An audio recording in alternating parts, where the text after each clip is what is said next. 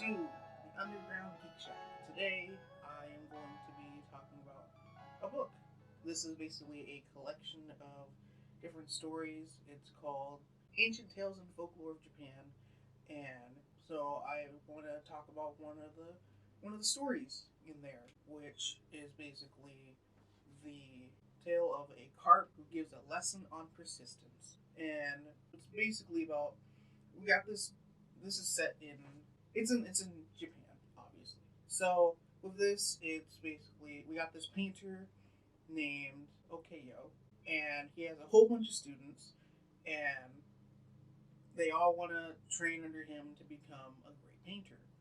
And it gets to a point where he he has one student who, let's just say, isn't the brightest tool in the shed or isn't the sharpest tool in the shed. It's one of the sayings, one of them. But the thing is that with his student, his name is Rosatsu, and so with Rosatsu, he is a little bit slow when it comes to learning the material for painting and everything, and it gets to a point where all the other students who have come in alongside Risatsu have surpassed him to the point where they're going on to do bigger and better things, whereas Risatsu is still painting and still trying to learn the material, even it's been like I want to say a couple years at this point. And to the point where Risatsu's master, Okio, doesn't really give him any acknowledgement. Like, hey, you're struggling here. Let me see if I can help you out with a couple of things. And so one day, Risatsu decides I'm gonna leave. Maybe painting isn't for me. And so Risatsu quietly leaves the temple, and he doesn't tell his master at all. He just gets up, and just steps out.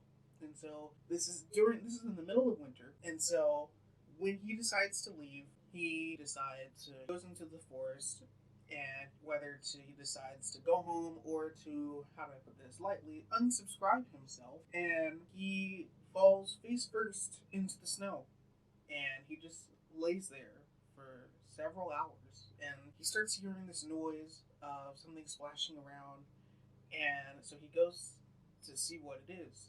And in this pond, the pond is covered in ice, and he sees that there's this biscuit that is just sitting on top of the ice, and he sees this carp who's persistent and constantly trying to get to the biscuit, and this carp is trying to do all these different things in order to get to the biscuit. It's jumping straight out of the water, getting cuts and bruises on itself in order just to get its prize.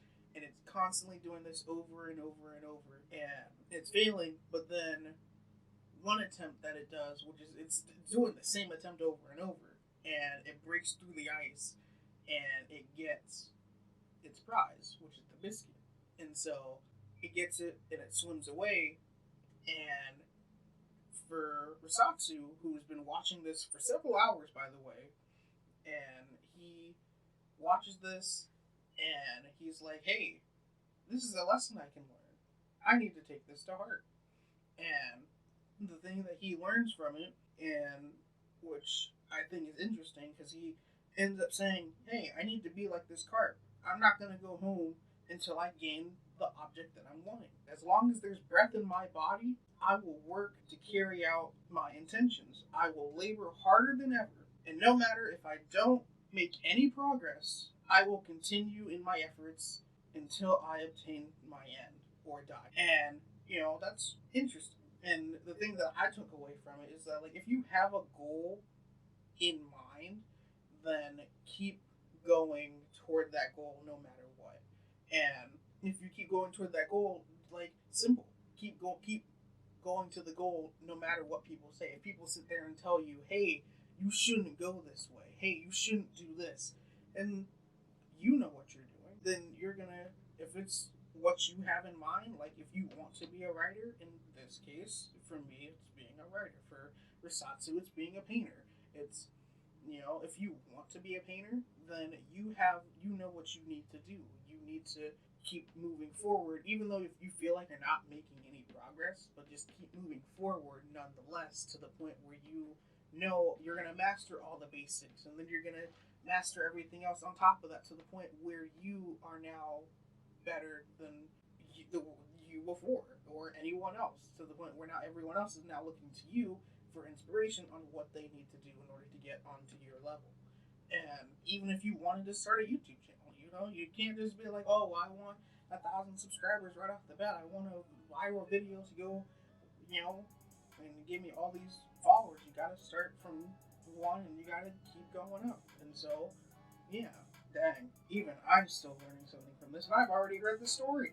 But if you guys like this, if you guys want me to do talk more about ancient tales and folklore of Japan, then let me know in the comment section down below, and I'm gonna get out of here.